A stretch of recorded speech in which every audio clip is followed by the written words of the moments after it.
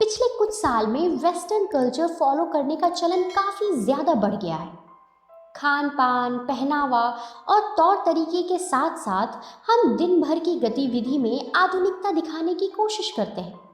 इन सब में friends with benefit relationship भी एक है जो पिछले कुछ सालों में काफ़ी ज़्यादा पॉपुलर हुई है। इसे और भी गहराई से समझने के लिए हमें ये जानना बेहद ज़रूरी है कि आखिर इसकी ज़रूरत क्यों पड़ी। देखा जाए तो फ्रेंड्स विद बेनिफिट और कुछ नहीं बल्कि सिर्फ कुछ समय के लिए दो लोगों का आपस में रिलेशनशिप में रहना होता है। पूरा दिन भर हम एक दूसरे से नहीं मिलते हैं, ना ही परवाह करते हैं और ना ही उनके पर्सनल लाइफ में किसी तरह का इंटरफेयर करते हैं। सिर्फ कुछ घंटों के लिए ही मिलते हैं या फिर नाइट स्पेंड करते हैं और दूसरे दिन सब कुछ ऐसा होता है जैसे मानो कुछ हुआ ही ना हो। आमतौर पर देखा जाए तो ऐसा उन लोगों के साथ ज़्यादा हो रहा है जो इस वक्त अपनी जॉब को लेकर सिक्योर होना चाहते हैं, बड़े शहर में जॉब को लेकर स्ट्रगल कर रहे हैं या फिर किसी सीरियस रिलेशनशिप में नहीं आना चाहते।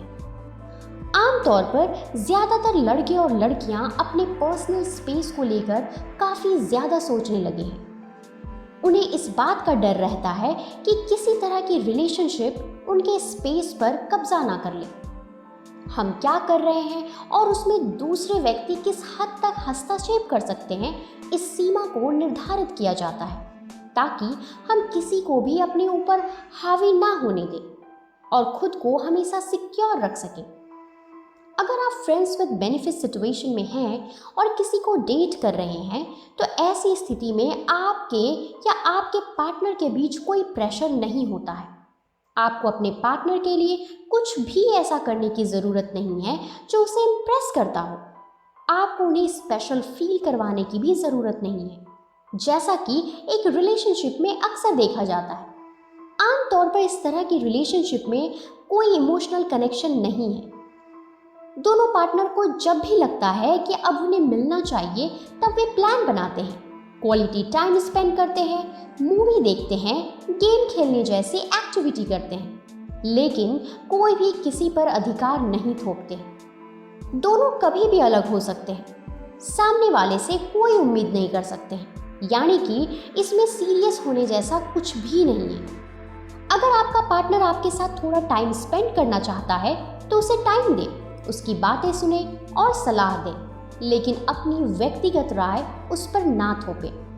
There is no strings attached to this relationship, यानी एक ऐसी स्थिति जिसमें आप अपने पार्टनर को लेकर परेशान नहीं रहते हैं। आपको हर समय ये देखने की ज़रूरत नहीं है कि आपका पार्टनर क्या कर रहा है।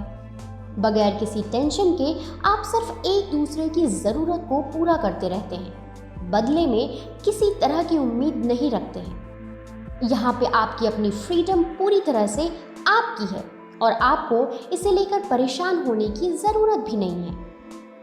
आमतौर पर लड़कियां इस तरह के रिलेशनशिप में तब आती है जब वे किसी टॉक्सिक रिलेशनशिप से रह चुकी होती है या फिर किसी करियर के चलते किसी सीरियस रिलेशनशिप में आना नहीं चाहती है।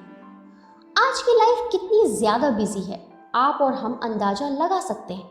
पूरा दिन हम अलग अलग इशू को फेस करते रहते हैं। ऐसे में अगर अपने पार्टनर को वक्त नहीं दें तो ये एक अलग मेंटल स्ट्रेस पैदा करता है। ऐसी स्थिति से हर कोई बचना चाहता है, जिसके लिए फ्रेंड्स विद बेनिफिट्स लोग ऑप्ट करने लगते हैं। फ्रेंड्स विद बेनिफिट में आप अपने दोस्त के और भी ज़्यादा क्लोज रह सकते हैं। सबको एक पार्टनर चाहिए या फिर कोई ऐसा जो उनके साथ रहते हुए फीलिंग्स को तो समझे लेकिन किसी तरह से उन पर हावी होने की कोशिश ना करे। शादी से पहले इस तरह के रिश्ते में आना आज भी हमारे देश में गलत नज़रों से देखा जाता है, लेकिन आधुनिकता में संस्कृति की जगह दिखावे में अपनी कंफर्ट को ज़्यादा महत्व दिया जाता है। अगर आप फ्रेंड्स विद बेनिफिट रिलेशनशिप में हैं और लंबे समय से एक दूसरे को डेट कर रहे हैं तो इंटीमेसी को डेवलप कर सकते हैं। अगर आप सीरियस रिलेशनशिप में हैं और फिजिकल के बाद अपने पार्टनर के साथ वफादार नहीं रह सकते तो आपका रिश्ता सिर्फ दिखावे पर टिका हुआ है।